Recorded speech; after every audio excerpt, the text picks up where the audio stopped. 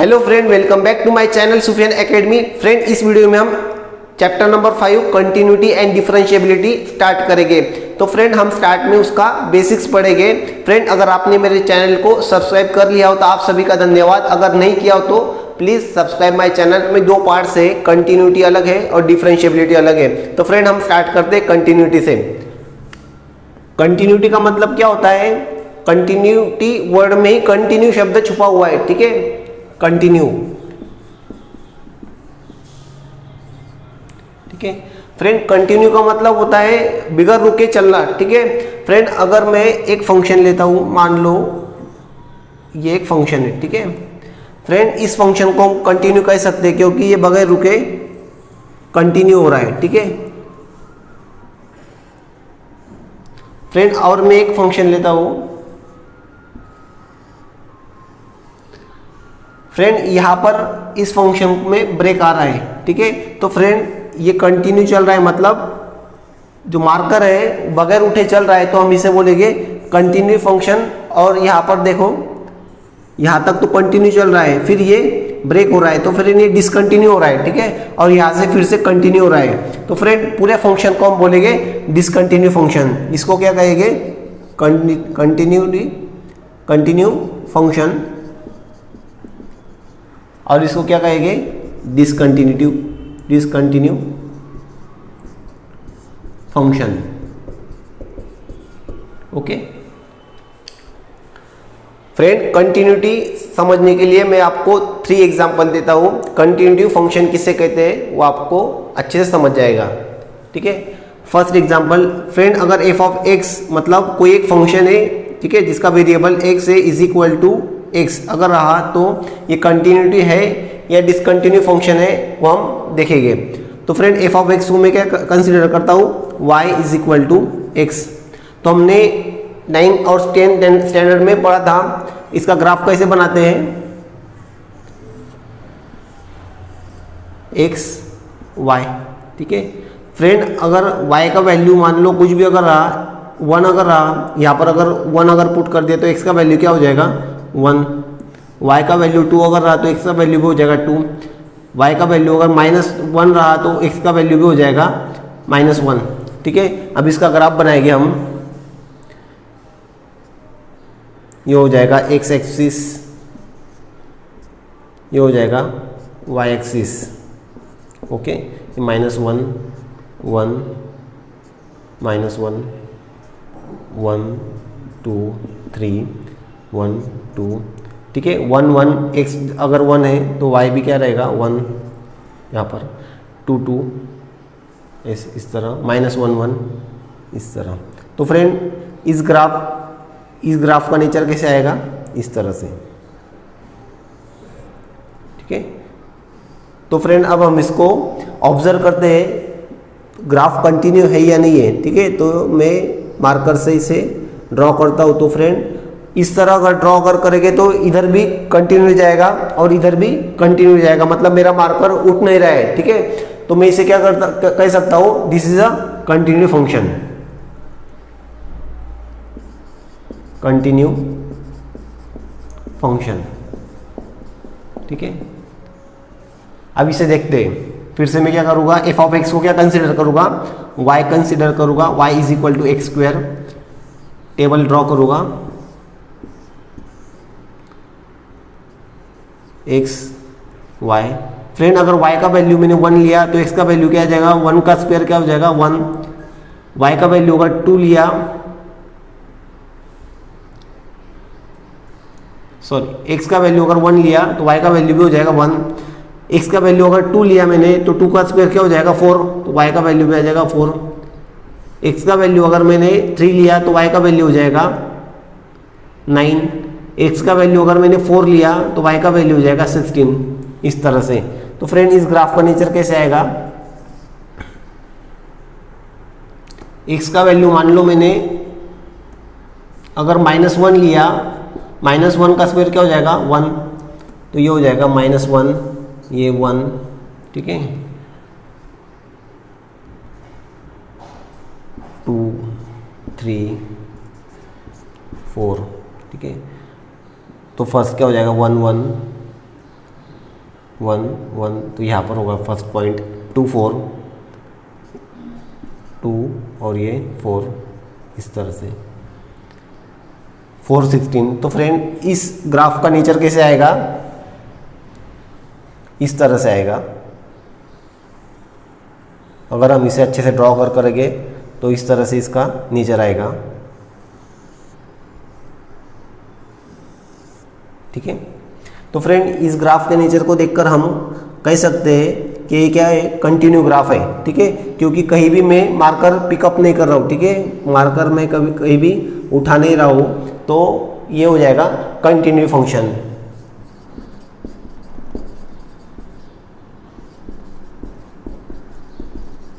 ठीक है, अब थर्ड एग्जांपल की तरफ देखते हैं। एफ ऑफ एक्स, इसको वाई कंसिडर करता हूँ, y is equal to determinant of x. फिर से ड्रॉ करता हूँ मैं ग्राफ,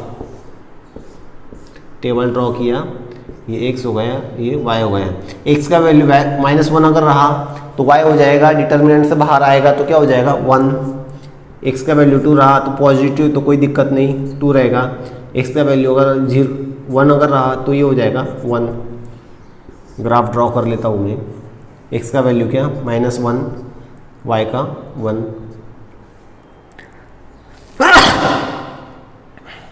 सॉरी,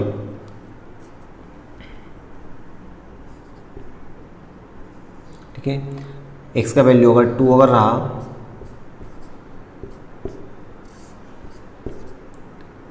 y का वैल्यू भी हो जाएगा 2। x का वैल्यू 1 अगर रहा तो y का वैल्यू भी हो जाएगा 1। तो फ्रेंड इस ग्राफ का नेचर कैसे आएगा फ्रेंड, इस तरह से आएगा, इस तरह से आएगा। तो फ्रेंड ये भी क्या हो जाएगा, कंटिन्यू ग्राफ हो जाएगा। तो कंटिन्यू फंक्शन, इस फंक्शन को मैं क्या कह सकता हूँ, कंटिन्यू फंक्शन, ठीक है। फ्रेंड अब हम examples of non continuous function देखेंगे, ठीक है। तो friend F of x is equal to 1 if X less than or equal to 0, F of x is equal to 2 if x greater than equal to, if x greater than 0, ठीक है। इस function का graph कैसे draw करेंगे हम, इस तरह से, ठीक है, -1 -2 1 2 1 2, ठीक है। फ्रेंड एफ ऑफ एक्स को मैं क्या कंसिडर करता हूँ, y, ठीक है, y इक्वल टू दिस, ठीक है। फ्रेंड अगर x का वैल्यू 0 या फिर 0 से कम रहा, ठीक है, x का वैल्यू, ये आपका x एक्सिस हो गया, ये आपका y एक्सिस हो गया। x का वैल्यू 0 से कम मतलब 0 या फिर 0 से कम मतलब यहाँ से स्टार्ट होगा और 0 या 0 से कम, 0 भी इंक्लूड हो रहा है, ठीक है, तब y का वैल्यू क्या रहेगा फ्रेंड, 1। मतलब y का वैल्यू क्या रहेगा तब 1, इस तरह से, ठीक है। x का वैल्यू 0 या 0 से कम रहा मतलब लेफ्ट हैंड साइड में x का वैल्यू कुछ भी अगर रहा तो y का वैल्यू क्या रहेगा तब 1 रहेगा।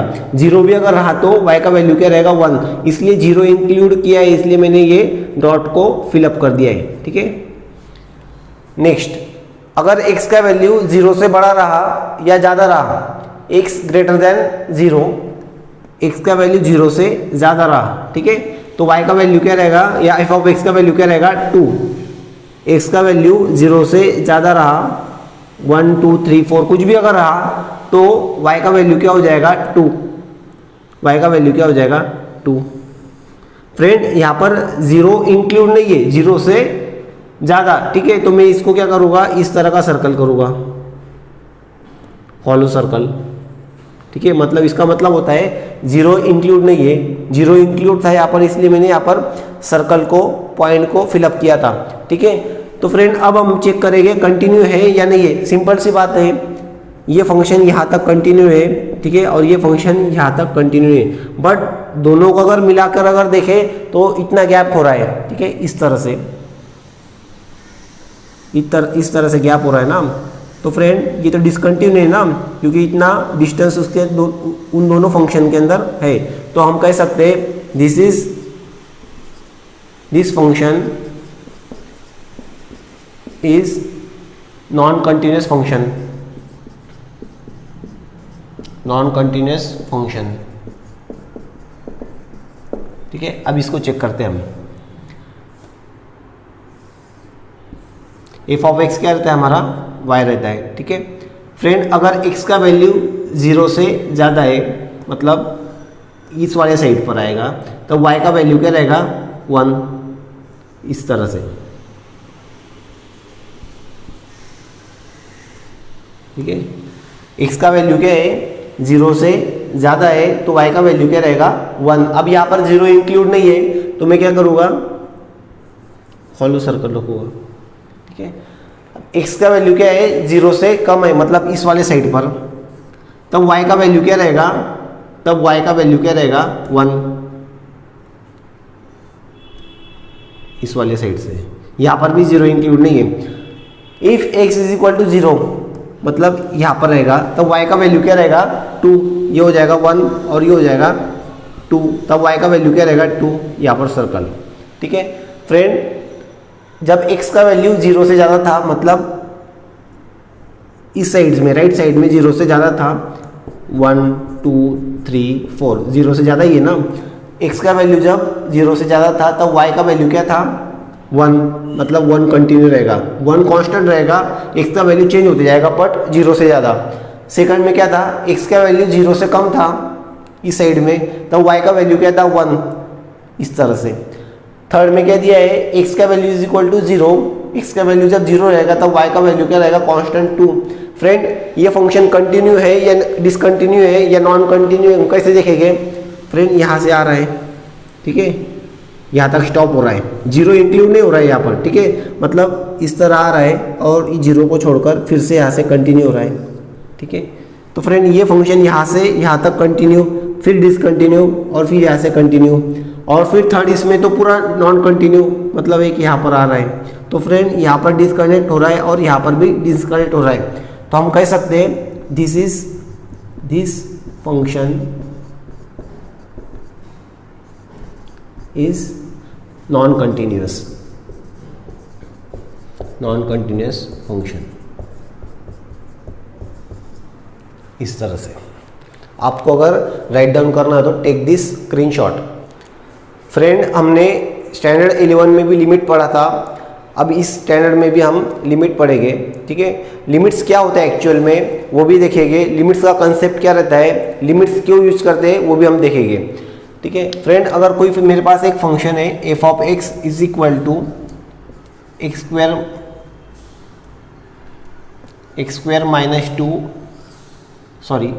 Minus 4 upon x minus 2 at x is equal to 2, इस तरह से। एफ ऑफ एक्स ये फंक्शन है, ठीक है, is equal to x square minus 4 upon x minus 2 at x is equal to 2, मतलब एक्स का वैल्यू क्या है, 2 है, तो हम यहाँ पर पुट करेंगे f of 2 is equal to 2 square minus 4 upon 2 minus 2। तो फ्रेंड क्या हो जाएगा, 2 स्क्वायर क्या हो जाएगा, 4 minus 4 upon 2 minus 2। F of 2 is equal to 4 minus 4 0 upon 2 minus 2 0। Friend, 0 upon 0 ये मैथमेटिक्स में इनवैलिड कंसेप्ट है। ठीक है, इनवैलिड आएगा, कैलकुलेशन इनवैलिड। अगर आप कैलकुलेटर में भी अगर पुट करते हो 0 अपॉन 0 तो आपको कैलकुलेटर एरर बताएगा। तो फ्रेंड, इस तरह का एरर हमको अवॉइड करने के लिए लिमिट्स का एंट्री होता है। ठीक है, लिमिट्स को हम किस तरह लिखते हैं, लिमिट या फिर LT, इस तरह से। और फिर यहाँ पर x फंक्शन दिया है तो हम कैसे लिखेंगे, x टेंस टू।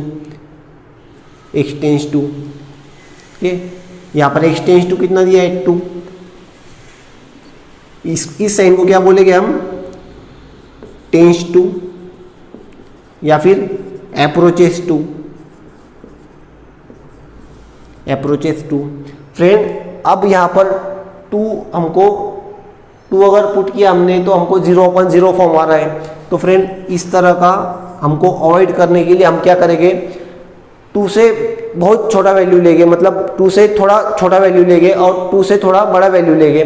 2 से थोड़ा छोटा वैल्यू क्या आता है फ्रेंड, 2 से थोड़ा छोटा वैल्यू 1.99999। ठीक है, मतलब नियर बाय 2, ठीक है, और 2 से थोड़ा बड़ा वैल्यू लेंगे 2.0000000001 इस तरह से, ठीक है। इस तरह हम 0/0 फॉर्म को अवॉइड कर सकते हैं, ठीक है।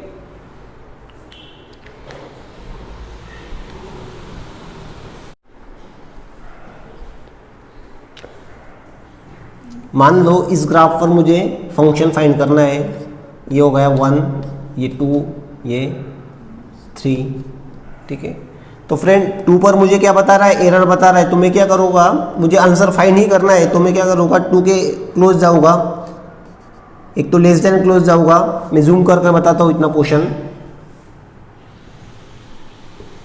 2, ठीक है, लेस देन और ये ग्रेटर देन 2, तो ये हो जाएगा आपका 1.999999 और ये हो जाएगा 2.000001। इस तरह से हम इस पॉइंट्स पर जाकर नियर बाय आंसर फाइंड कर सकते हैं, ठीक है।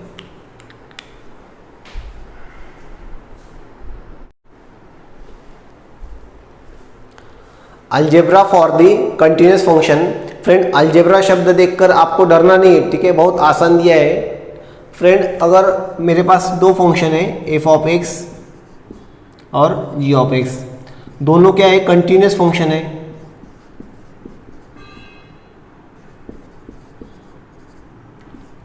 फंक्शन, ठीक है। मान लो एफ ऑफ एक्स मेरा इस तरह होगा और जी ऑफ एक्स मेरा इस तरह होगा, एफ ऑफ एक्स और ये होगा जी ऑफ एक्स, ठीक है। दोनों क्या है, कंटिन्यू फंक्शन है। एफ ऑफ एक्स यहाँ से लेकर यहाँ तक क्या है, कंटिन्यू है, दोनों अलग अलग फंक्शन है। और फिर जी ऑफ एक्स क्या है, यहाँ से लेकर यहाँ तक कंटिन्यू है, ठीक है। फ्रेंड अगर मैं दोनों को ऐड करता हूँ, F of X plus G of X, तो वो क्या हो जाएगा, इस कंटिन्यूअस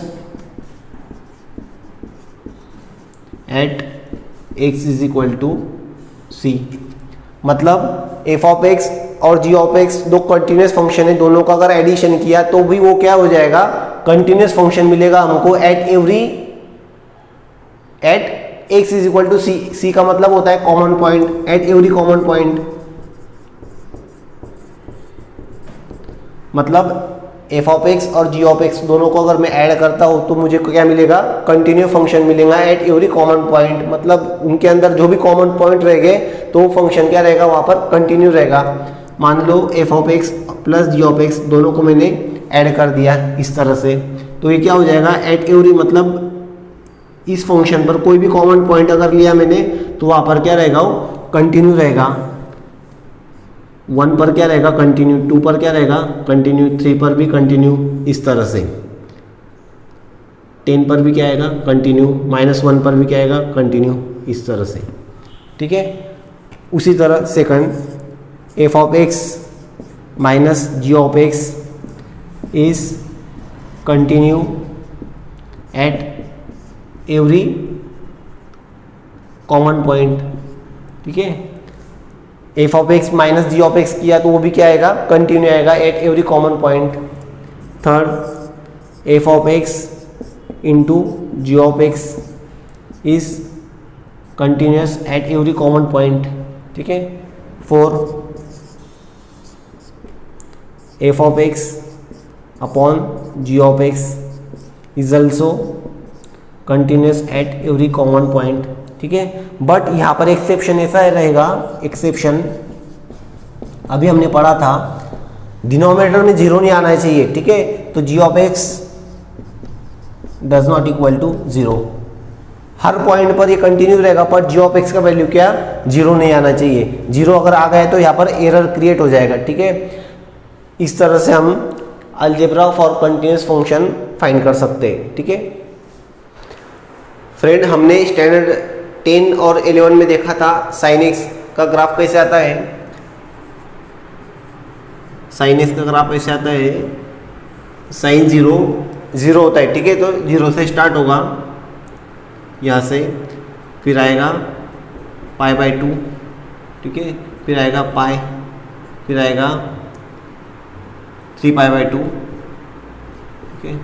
तो ये ऐसे आएगा sin 0 is equal to 0, sin 90 is equal to 1, इस तरह से आएगा। इस तरह से साइन का ग्राफ आता है फ्रेंड, ठीक है।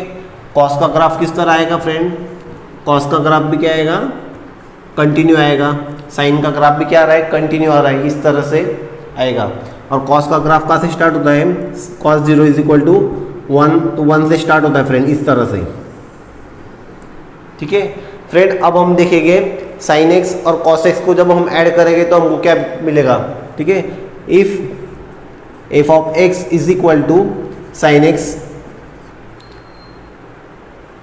And G of x is equal to cos X, ठीक है।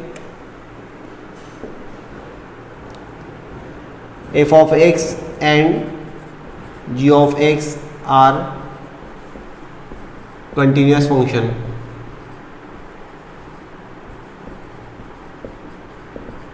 फ्रेंड, अगर एफ ऑफ एक्स और जी of X two continuous function है, F of x is equal to sine X, G of x is equal to cos X, then F of X plus G of x is continuous at x is equal to c. X is equal to c का मतलब होता है at every common point, मतलब sine x और cos x दोनों को अगर हम ऐड कर देंगे तो जो फंक्शन मिलेगा हमको वो भी क्या रहेगा? कंटिन्यूस रहेगा, क्योंकि sine x and cos x both are continuous function, ठीक है। Second, f of x minus g of x, अगर हम एफ ऑफ एक्स और जी ऑफ एक्स दोनों का सब्सट्रैक्शन करेंगे तो भी हमको जो आंसर मिलेगा वो भी क्या रहेगा? कंटिन्यूस फंक्शन रहेगा। Is continuous at x is equal to c. X at x is equal to सी मतलब क्या? दोनों का जो भी रिजल्ट आएगा उनका कॉमन पॉइंट पर क्या रहेगा? कंटिन्यूअस रहेगा। Third, f of x into g of x is continuous at x is equal to सी।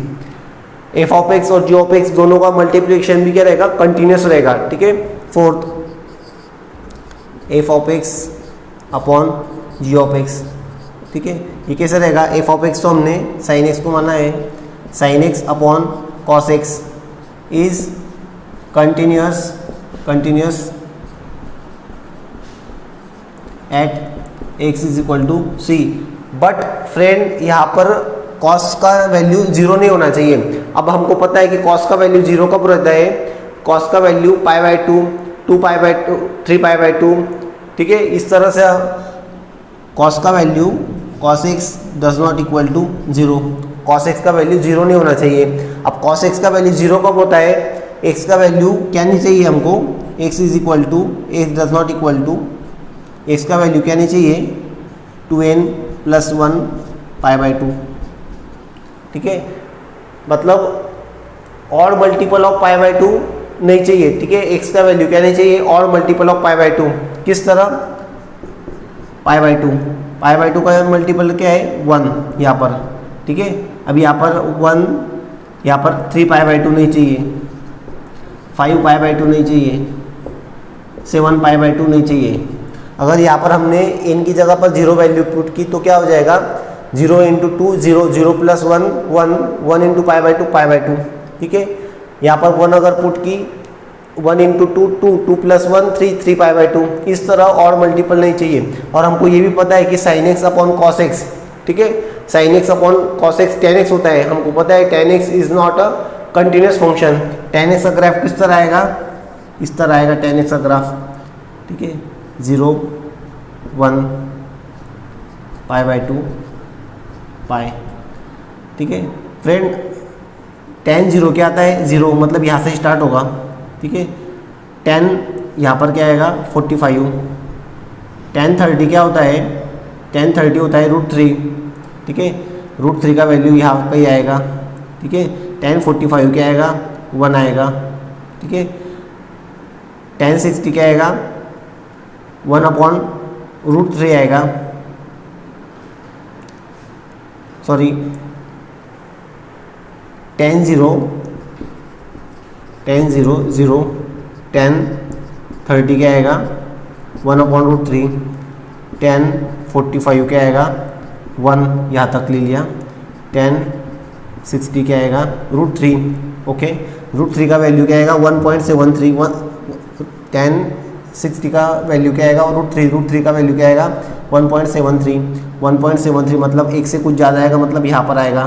ठीक है, और 1090 कितना आएगा 1090 इज इक्वल टू इन्फिनिटी, हम फाइंड नहीं कर सकते। ठीक है, डज नॉट डिफाइन। ठीक है, तो फिर यहाँ पर हम डिफाइन नहीं कर सकते, 1060 तक हम डिफाइन कर सकते हैं बट यहाँ पर डिफाइन नहीं कर सकते। ठीक है, तो ये कैसे आएगा, इस तरह आएगा। ठीक है, उसी तरह यहाँ पर भी इस तरह आएगा। तो फ्रेंड अगर हम देखें तो 10 का वैल्यू मतलब 10 का जो ग्राफ है वो मैच नहीं हो रहा है। ठीक है, मतलब कंटिन्यू नहीं हो रहा है। ठीक है, ये यहाँ से यहाँ तक कंटिन्यू है बट यहाँ से यहाँ तक इतना गैप हो रहा है। ठीक है, तो friend f(x/g) is equal to sin x/cos x is continuous at x is equal to c but cos x does not equal to 0।